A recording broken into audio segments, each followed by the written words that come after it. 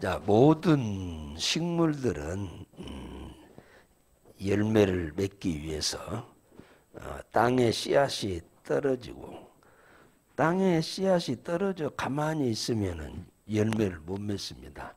그게 땅에 묻혀져야 합니다. 땅에 묻혀져서 또 썩지 않으면은 싹이 나지도 않아요. 썩어야 싹이 나고, 싹이 나서 줄기로 자라서 열매를 맺게 되는 겁니다. 오늘 24절에 보면 내가 진실로 너희에게 이르노니 한 알의 밀알이 땅에 떨어져 죽지 않으면 한 알 그대로 있고 죽으면 많은 열매를 맺느니라. 이 얘기는 예수님이 십자가에 죽으실 것에 대해서 지금 말씀하고 있는 내용입니다.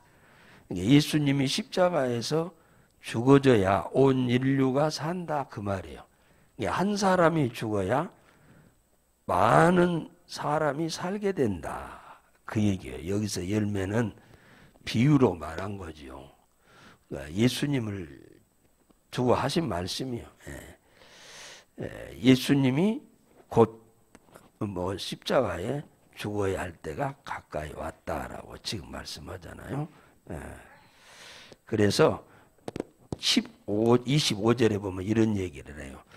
자기 생명을 사랑하는 자는 잃어버릴 것이요, 이 세상에서 자기 생명을 미워하는 자는 영생하도록 보존을 하리라. 이 말은 무슨 말이냐면 자기 생명을 사랑하는 자는 잃어버린다. 여기서 육신의 생명을 말하는 거예요.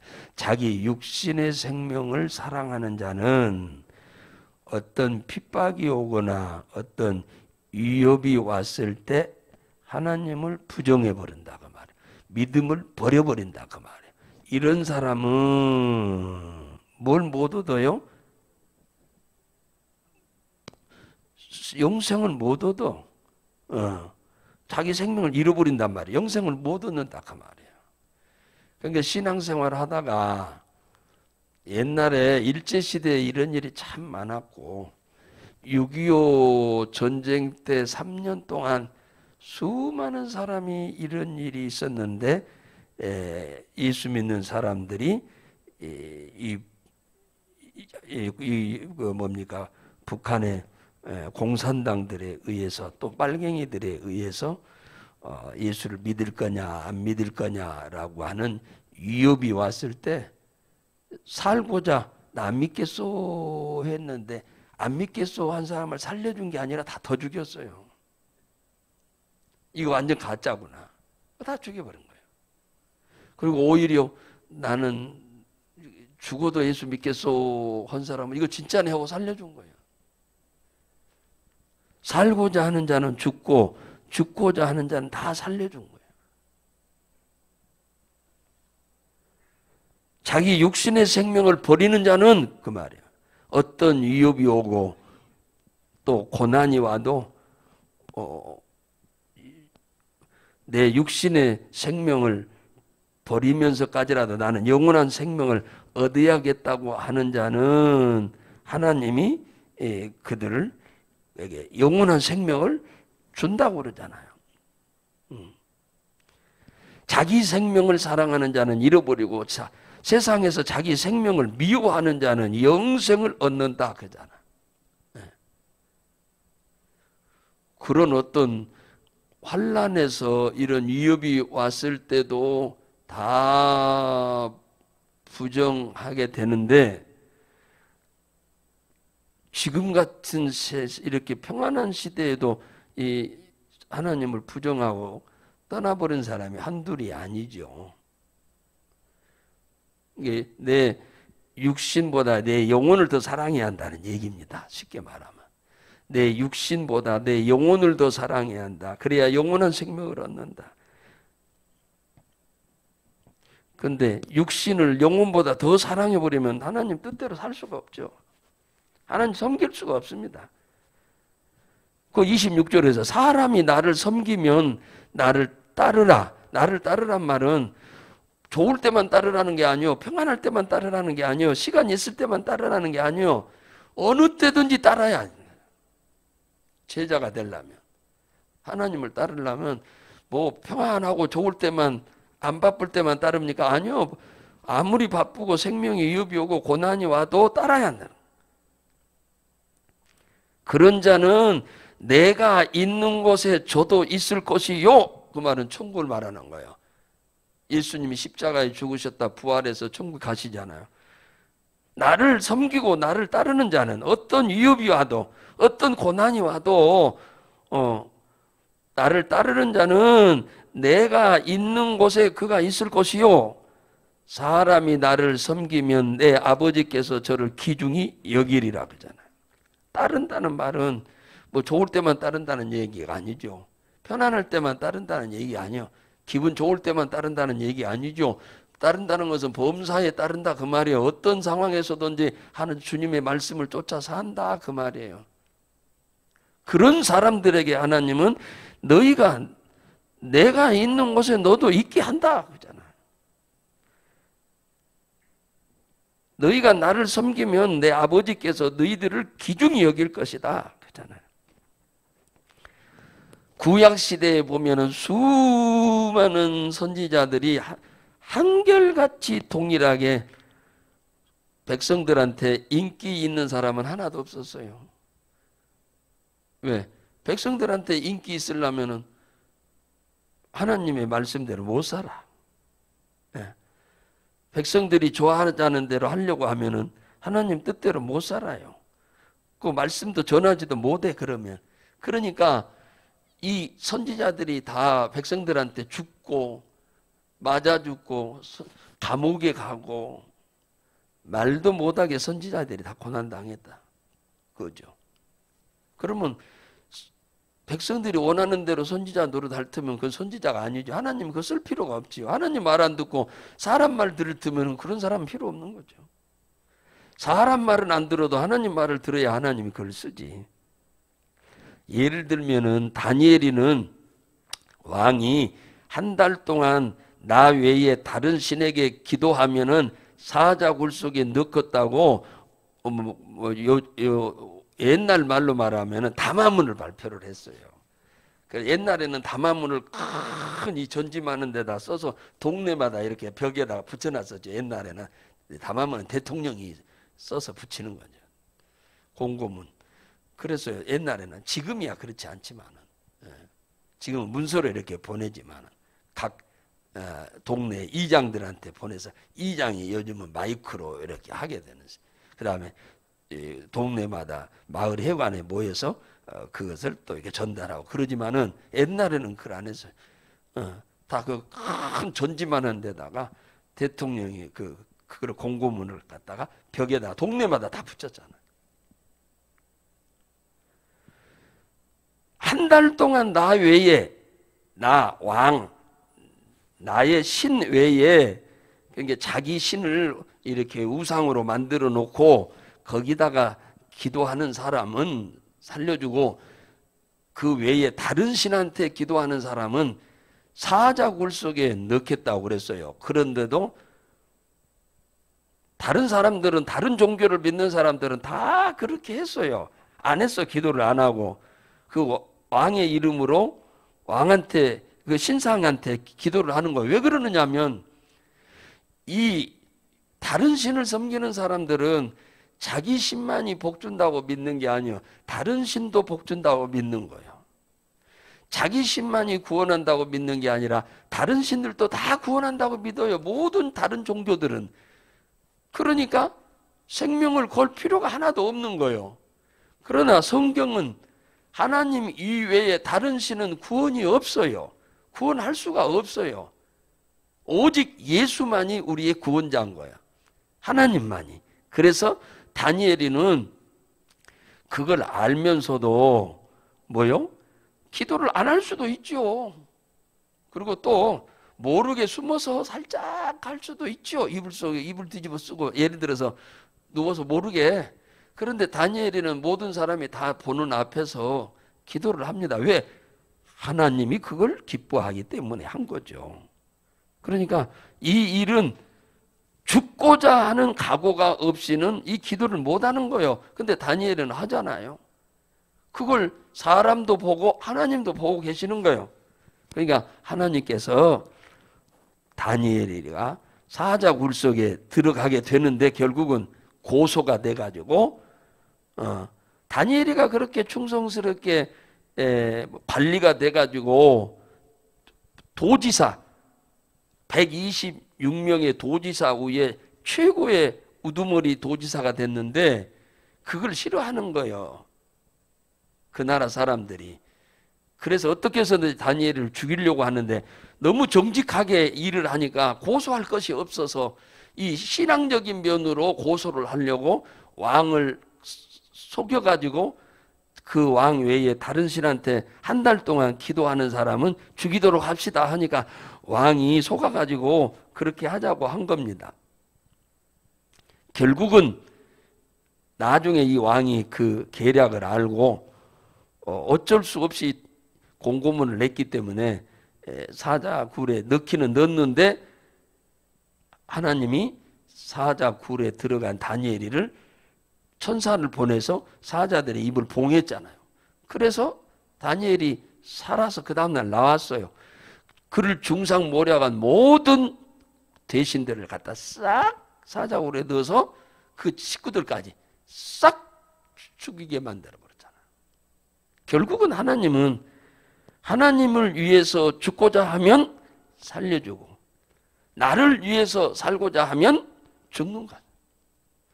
아니 하나님을 위해서 이렇게 목숨을 거는데 이들을 그냥 놔두면 되겠어요? 당연히 하나님이 살아계시니까 도와줘야지.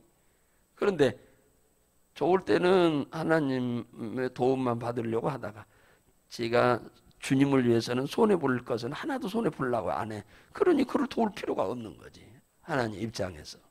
그걸 우리 이해를 해야 돼요. 사드락 메삭 아벳느고는 그 느부갓네살 왕이 신상을 세워놓고 거기다가 절하라고 하는데 모든 종교를 믿는 사람은 다 하는데 이 사드락 메삭 아벳느고는 안 하잖아요. 안 하면 풀무불에 넣겠다고 하는데도 안 하잖아요. 풀무불이 이거 훅 꺼내서 쇠를 녹이는 것이다. 그래가지고 연장 만드는 것 아닙니까? 그 속에다 집어넣겠다는 거예요. 그러면 사람이 살아남겠습니까? 다 녹아버리지. 쇳물도 녹는데. 쉽게 말하면 용광로 속에 넣겠다는 얘기랑 똑같은 얘기예요. 사람이 어떻게 살아요? 들어가면 녹아버리지. 물대버리지. 그런데도 이 세 명은 하나님이 싫어하는 일이기 때문에 나는 육신은 죽어도 나는 할 수 없다. 나는 육신은 잠깐 고통당하다 죽더라도 나는 영원한 천국 가서 생명을 얻어야 한다. 그리고 내가 목숨을 걸고 주님을 따르려고 하고 우상을 숭배 안 하면 살아계신 하나님이 보시고 우리를 도울 거다. 이런 믿음을 이 세 명이 갖고 절을 안 합니다. 왕이 한번 기회를 너무 왕이 사랑하는 사람들인데 이 법을 어기니까 어쩔 수 없잖아. 왕 혼자만 있다면 봐줄 수 있는데 많은 사람들이 있는데 봐주 한 입으로 두 말 할 수가 없으니까 어쩔 수 없이 풀무불 속에 집어넣었는데 풀무불 속에 3명을 넣었는데 밖에서 이렇게 보니까 4명이 있는 거예요. 4명이. 하나님의 영광을 위해서 죽고자 하니까 하나님 섬기기 위해서 잘 섬기기 위해서 자기 육신을 죽고자 하니까 주님이 그걸 보고 놔두면 되겠어요. 그럼 하나님이 살아계시다고 누가 하겠어요. 그러니까 주님이 그걸 보시고 천사를 보내서 그 풀무불 속에서 머리카락 하나 끄슬리지 않도록 하나님이 도와주시잖아요. 그래서 그 다음날 이 3명이 사드락 메삭 아벳느고가 나오니까 이 왕이 하나님을 믿어버리잖아요. 왕이 하나님을 믿어버립니다. 느부갓네살 왕도 다니엘이가 사자 굴 속에서 살아서 나오니까 그가 믿는 하나님을 믿어버립니다. 이 이방 나라 왕이. 그리고 온 백성들은 다니엘의 하나님을 섬겨라. 그를 향하여 누군가가 욕을 하거나 그러면 삼족을 멸한다고 해버리잖아요. 하나님은 우리를 다 보고 계십니다. 하나님을 얼마나 사랑하는지, 얼마나 하나님을 신뢰하고 믿음으로 살려고 하는지 하나님이 모르면은 우리들의 문제를 어떻게 해결해 줘요? 다 아셔, 다. 우리의 생각도 마음도 다 아시니까. 네. 그래서 하나님은 우리를 축복하시는 거예요. 그러잖아요.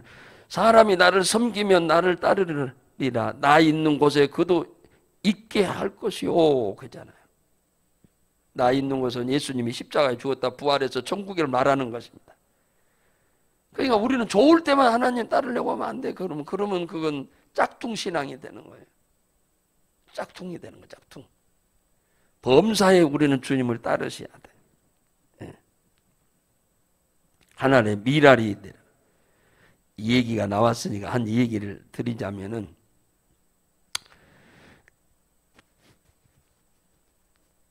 록펠러가 부자가 됐다는 거 여러분 잘 알잖아요. 33살에 미국에서 자기 업계, 그러니까 자기 업계에서는 1인자가 된 거예요. 33살에. 이 록펠러가 원래 방앗간에서 일하던 사람입니다.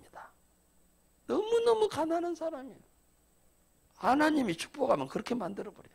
33살에 그 업계에서 일이었어요. 석유. 44살에 미국에서 일이었어. 미국 전체 재벌 중에서. 53살에 전 세계에서 일이었어. 10년 하면서 업계에서, 미국에서, 세계에서 일이었어. 그랬는데 53살에 세계에서 1위가 됐는데 불치병이 왔어. 1년밖에 못 산다는 진단이 내렸어요. 그러니 그동안에 벌어놓은 돈이 아무 소용이 없는 거예요. 세계에서 1위면 뭔 소용이 있어, 부자면. 자기 생명이 있고 돈이 있어야지. 생명이 없는데 돈 있으면 무슨 소용이 있어요? 인생이 이렇다니까요. 돈이면 다인 줄 알아. 사람이 아파봐야 알아. 아파보면 돈 다 소용없다는 거. 돈이 우리 문제를 해결 못하거든요. 해결하는 것도 있지만 거의 못해요. 조금 편리한 것뿐이지. 근데 사람들은 속아가지고 돈이면 인생 모든 문제 다 해결할 것으로 착각하고 살아.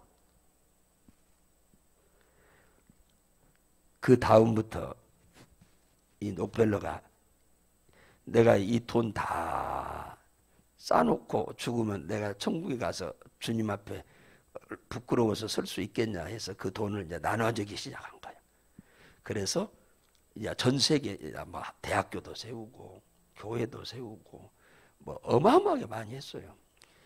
그리고 이제 중국에다가 교회를 세우는데 전액으로 다 주면 그들이 아무것도 안 하니까 일부만 주고 그들도, 그 교인들도 노력해서 함께 하도록 이렇게 해줬어요. 하루는 그 교회에 돈을 좀 많이 보냈는데 건축원금을